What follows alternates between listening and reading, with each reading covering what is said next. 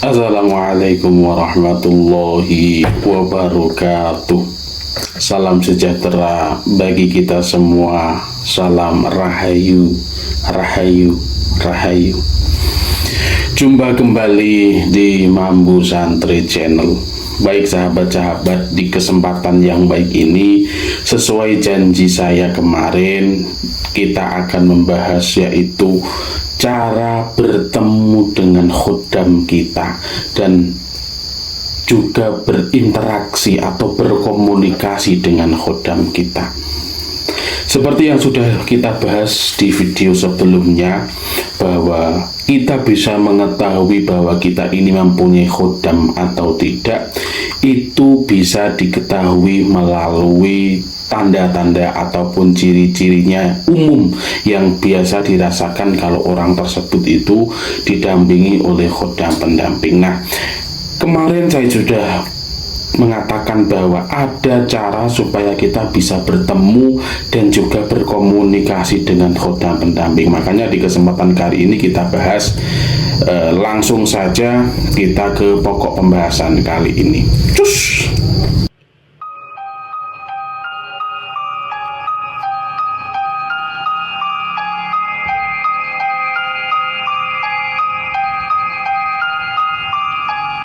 Nah, baik sahabat-sahabat, cara untuk bisa bertemu dan berkomunikasi dengan khuddam kita ini sebenarnya bisa kita lakukan secara mandiri, kita bisa lakukan secara sendiri-sendiri gitu ya. Tetapi saya lebih menyarankan untuk supaya panjenengan dibimbing oleh guru atau tetap ada yang memantau perkembangan, karena nanti ada resiko untuk melakukan ritual ini. Biasanya kita akan diikuti oleh makhluk-makhluk lain, makhluk-makhluk gaib lain yang itu bukan khuddam kita, dan itu biasanya berenergi negatif. Tetapi insya Allah itu hanya kemungkinan kecil ya, hanya 30% saja. Tetapi saya lebih menyarankan untuk supaya panjenengan dibimbing atau ada yang memantau, panjenengan mempunyai guru pribadi ataupun yang lain sebagainya. Tetapi kalau memang panjenengan mentalnya kuat, kemudian panjenengan mempunyai pegangan, panjenengan mempunyai iman yang tebal, panjenengan bisa melakukannya itu dengan sendiri. Kemudian apa saja yang perlu kita persiapkan untuk melakukan ritual tersebut?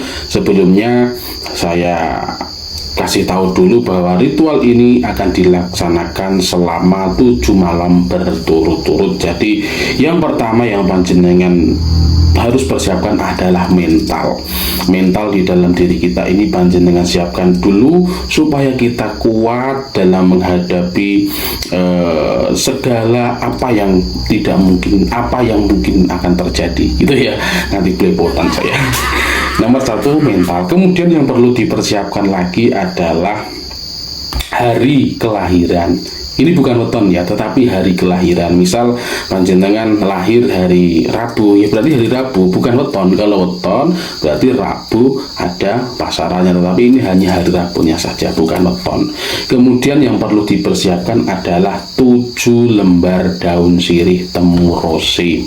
Temu rose itu ketemu ruasnya, jadi antar ruas itu ketemu. Itu daun sirih berjumlah 7, karena ini nanti setiap malam akan dipergunakan daun sirih tersebut. Nah, kemudian kalau kita sudah menyiapkan beberapa, ada mental, kemudian hari lahir, kemudian ada daun sirih, kemudian apa yang harus kita lakukan?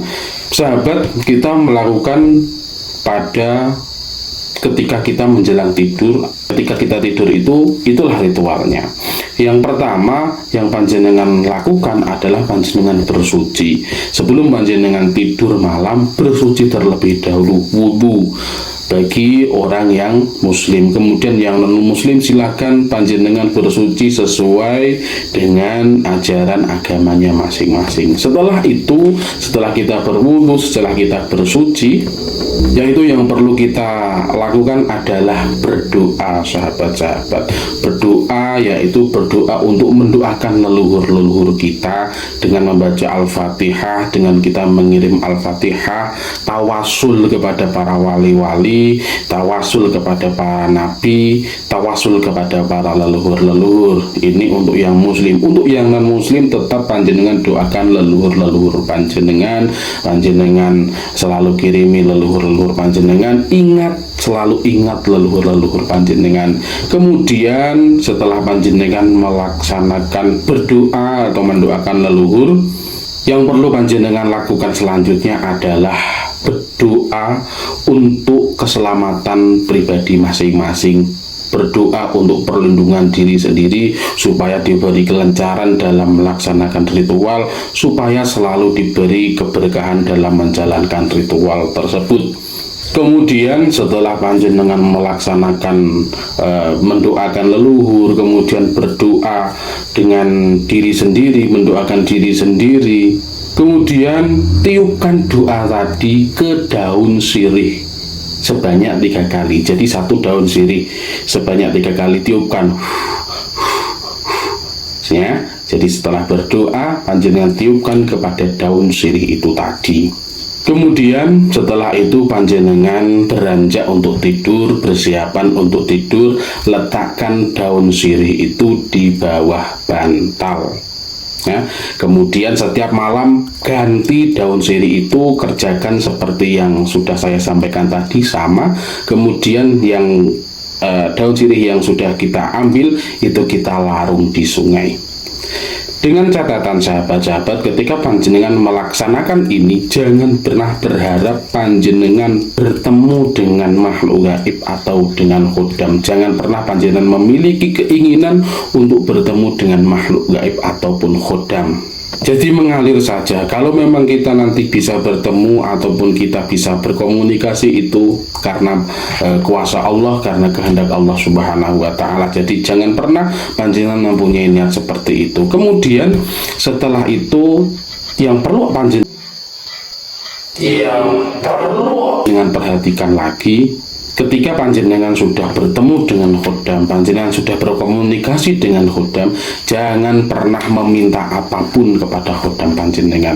Jangan pernah meminta bantuan apapun atau meminta yang lainnya kepada khodam panjenengan, karena itu bukan Tuhan. Karena yang perlu kita mintai, yang wajib kita mintai adalah Allah Subhanahu wa Ta'ala, Tuhan yang Maha Kuasa. Khodam, makhluk gaib itu adalah makhluk seperti kita, tetapi hanya saja dia dari bangsa gaib.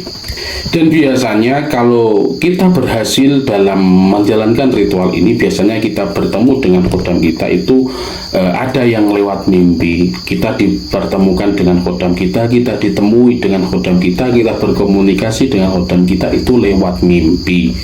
Kemudian biasanya ada lagi yang merasakan bahwa dia bertemu dengan khodam itu antara sadar ataupun tidak.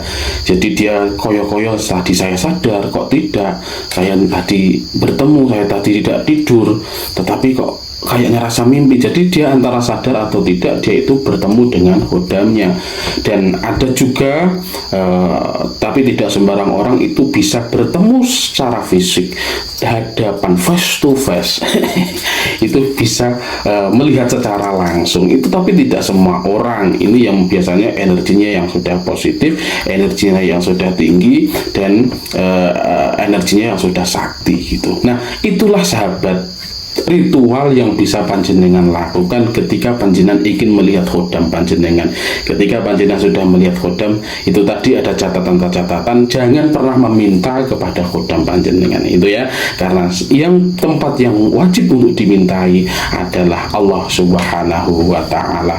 Wallahu a'lam bishawab. Terima kasih kepada sahabat-sahabat yang sudah menonton video sampai di detik ini. Apabila panjenengan mempunyai pengalaman-pengalaman seru tentang khodam, panjenengan bisa komen di kolom komentar. Nanti kita saling sharing pengalaman gitu ya sahabat-sahabat.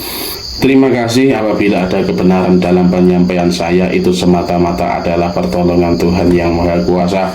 Dan apabila ada kesalahan dalam penyampaian saya, itu semata-mata adalah kebodohan dan kekurangan saya pribadi. Saya minta maaf yang sebesar-besarnya. Salam rahayu, rahayu, rahayu. Wassalamualaikum warahmatullahi wabarakatuh.